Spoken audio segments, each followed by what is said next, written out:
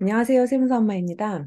오늘은 경제금융 용어 중에 명목금리와 실질금리에 대해서 보겠습니다. 오늘 우리가 공부할 내용은 이래요. 명목금리를 배우려면 실질금리가 뭔지도 같이 알아야 하고 또 그러기 위해서는 물가상승이라는 부분도 살펴보게 될 겁니다. 여기 보시면 경제금융용어 700선이라고 한국은행에서 발간한 책자인데요. 이 책자의 명목금리를 이렇게 표현하고 있어요. 돈의 가치 변동을 고려하지 않고 외부로 표현된 표면상의 금리를 말한다. 이렇게 써 있죠. 이에 반하여 실질금리는 물가 상승률을 고려한 금리를 의미한다. 이 말이 알 듯도 하고 모를 듯도 하고 그러죠. 자, 우리 하나씩 살펴볼게요.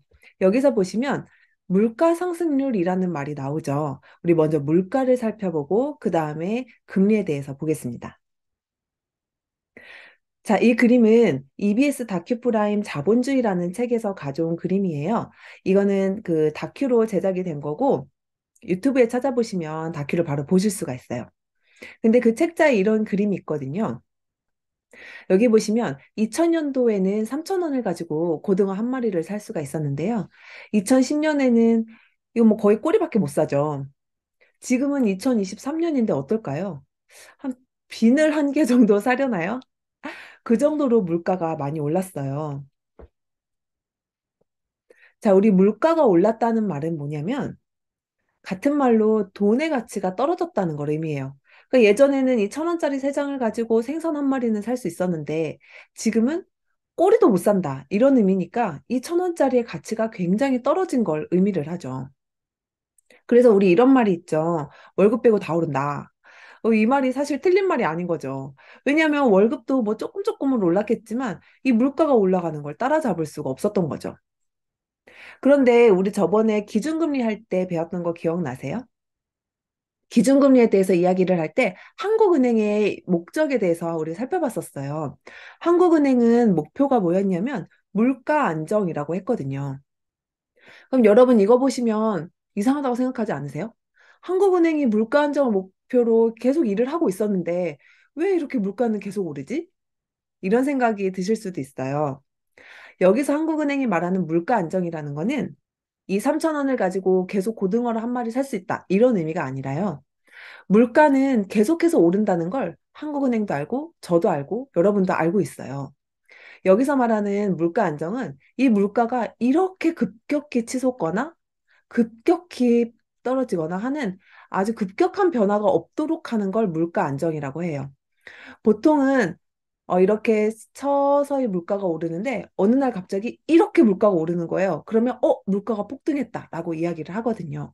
그러니까 단기적으로는 물가가 올랐다 내려갔다를 반복할 수 있지만 장기적으로 봐서는 이 그래프가 서서히 올라가고 있는 게 맞다는 거죠.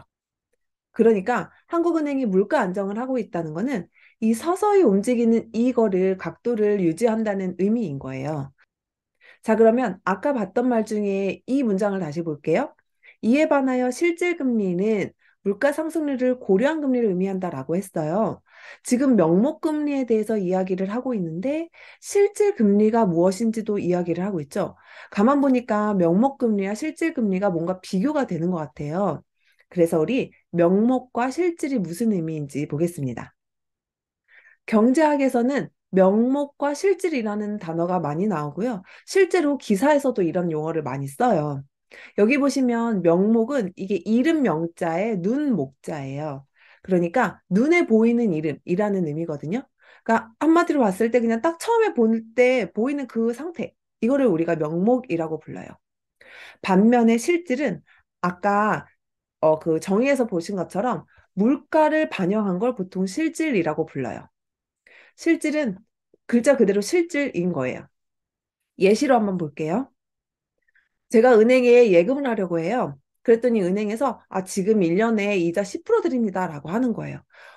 들어보니까 되게 괜찮은 것 같아요. 그래서 저 그러면 올해 100만 원을 맡길게요 합니다. 그러면 은행은 저한테 내년에 얼마를 주겠어요? 네, 당연히 110만 원을 주겠죠. 그렇게 주기로 써 있었으니까요. 그래서 1년 뒤에 저는 110만 원을 받을 걸 예상을 하고 100만 원을 예금을 합니다. 근데 사실 이 100만 원이 뭐 할 돈이었냐면 핸드폰을 사려고 했었어요. 이 핸드폰이 지금 똑같이 100만 원이었거든요. 그래서 이 100만 원을 가지고 핸드폰을 사지 않고 예금을 해서 이자 110만 원을 받으면 이 핸드폰이 내년에도 100만 원이라면 나는 이익인 거잖아요. 이게 뭐 오래돼서 가치가 떨어지고 이런 건 고려하지 않을게요. 똑같은 핸드폰을 똑같이 100만 원에 살 수 있다면 좋다고 생각했어요.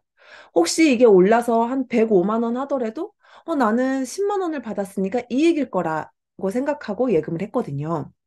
그런데 이 핸드폰이 150만 원이 된 거예요.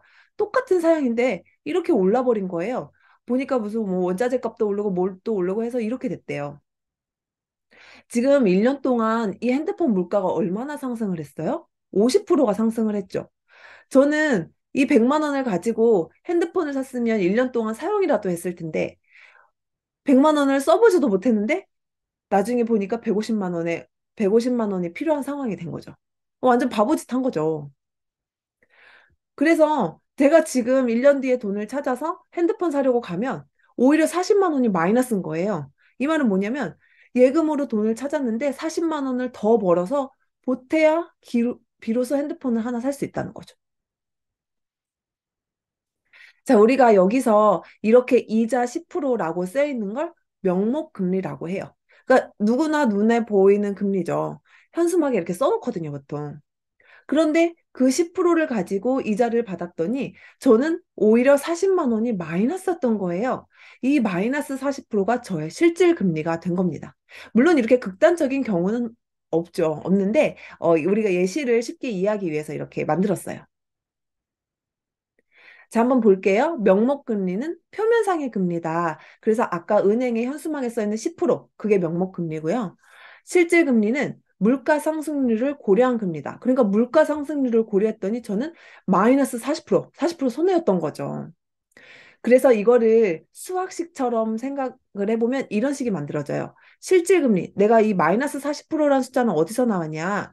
은행에서 10% 받았는데 물가가 50%나 올랐다. 그래서 10%에서 50%를 빼니까 마이너스 40%가 나왔다라는 걸 알 수 있죠. 자, 그러면 우리가 뉴스를 한번 볼게요. 이 뉴스의 제목을 보세요. 실질금리 마이너스 2.7%라고 벌써 나오죠. 실질금리가 마이너스여서 쓸 돈이 쪼그라들고 있다. 이렇게 얘기를 하고 있어요. 읽어볼게요. 거침없는 물가 상승 여파로 가장 안전한 재테크 수단인 은행 예금에 돈을 넣어둔 사람들이 실제 손해를 보는 상황이 벌어지고 있다. 아까 그 상황과 똑같죠. 내가 은행에 넣어두면 10% 이자를 받을 거라고 생각했는데 그때 예금을 찾으면 오히려 손해인 경우인 거예요. 인플레이션, 이게 물가가 상승하는 걸 말하는데요. 인플레이션이 빠르게 진행되면서 물가가 너무 빨리 오른 거죠. 그래서 제조업 소비자는 물론이고 금융 소비자 피해도 눈덩이처럼 불어나고 있다. 자, 그런데 한국은행은 향후 물가 상승률이 5%에 달할 것으로 전망하고 있다. 그러니까 더 많이 오를 거라고 생각하고 있다는 거예요.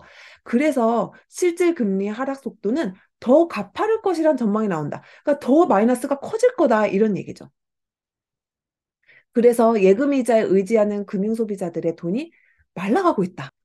돈을 예금에 넣어놓은 게 마르고 있다는 뜻이에요. 이 기사에 이런 그래프가 나왔어요. 실질금리 마이너스 시대라고 하면서 2020년도에는 0.42%로 플러스였던 실질금리가 이렇게 떨어져서 지금 마이너스까지 가고 있다. 자, 오늘 공부한 내용을 한번 볼게요. 우리가 물가 상승에 대해서 먼저 봤어요. 3천 원짜리 고등어가 지금은 꼬리도 살 수 없을 정도로 물가는 계속 오르고 있다. 그래서 경제에서 명목과 실질이란 용어가 나오면 명목은 표면상에 말 그대로 눈에 보이는 걸 말하는 거고 실질은 물가 상승률이 반영된 것을 얘기한다. 그래서 금리를 얘기할 때 명목금리와 실질금리가 나오고 실질금리는 명목금리에서 물가 상승률을 뺀 걸 의미한다. 그래서 우리가 그렇게 나온 신문 기사까지 한번 훑어봤어요. 오늘도 시간 내서 공부한 저와 여러분 너무 대단하고 멋집니다. 스스로 칭찬하면서 마무리할게요. 다음에도 좋은 내용으로 찾아오겠습니다. 감사합니다.